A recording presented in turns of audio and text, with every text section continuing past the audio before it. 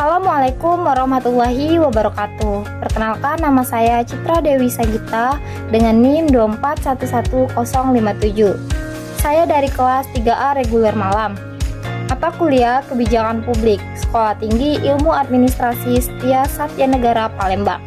Baiklah, kali ini saya akan menjelaskan materi yang berjudul Implementasi Kebijakan Publik.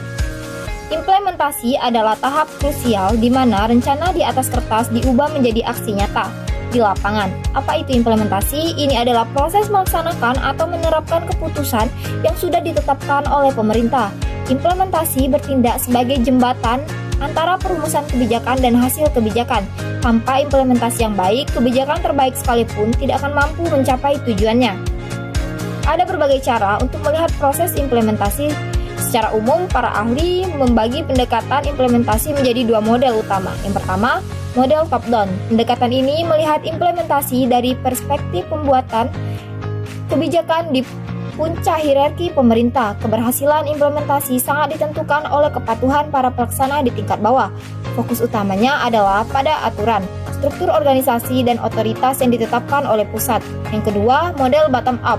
Pendekatan ini berfokus pada pelaksana di lapangan, yaitu birokrasi tingkat bawah dan kelompok sasaran. Mereka dianggap memiliki fleksibilitas untuk menyesuaikan kebijakan dengan kondisi dan kebutuhan lokal. Fokusnya adalah pada jaringan, interaksi, sumber daya, dan aktor-aktor lokal yang terlibat. Faktor penentu keberhasilan implementasi kebijakan jarang sekali berjalan mulus. Ada 3 faktor utama secara signifikan mempengaruhi keberhasilan atau kegagalan sebuah kebijakan. Yang pertama, isi kebijakan. Apakah tujuan, sasaran, dan petunjuk pelaksanaan kebijakan itu jelas dan tidak ambigu? Dan yang tak kalah penting, apakah secara teknis dan finansial kebijakan tersebut dapat dilakukan atau fleksibel? Kebijakan yang kabur cenderung sulit untuk diimplementasikan secara efektif. Yang kedua, kapasitas dan sumber daya. Faktor ini mencakup ketersediaan dana atau anggaran, jumlah, dan kualitas staf yang kompeten serta fasilitas pendukung yang memadai.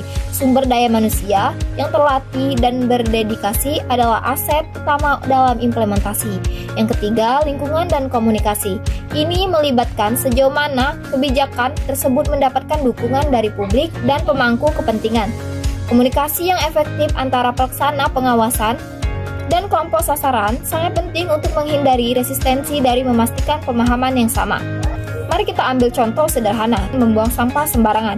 Implementasi yang gagal jika pemerintah hanya membuat pengumuman tanpa menyediakan tempat sampah yang memadai, tidak ada petugas yang mengawasi, dan sanksi tidak pernah ditegakkan, maka kebijakan ini akan gagal dan sampah tetap berserakan. Implementasi yang berhasil, pemerintah harus menyediakan tempat sampah, melatih petugas pengawas, melakukan sosialisasi intensif, dan menerapkan denda secara konsisten. Kombinasi faktor-faktor ini mendorong perubahan perilaku dan menghasilkan lingkungan yang lebih bersih.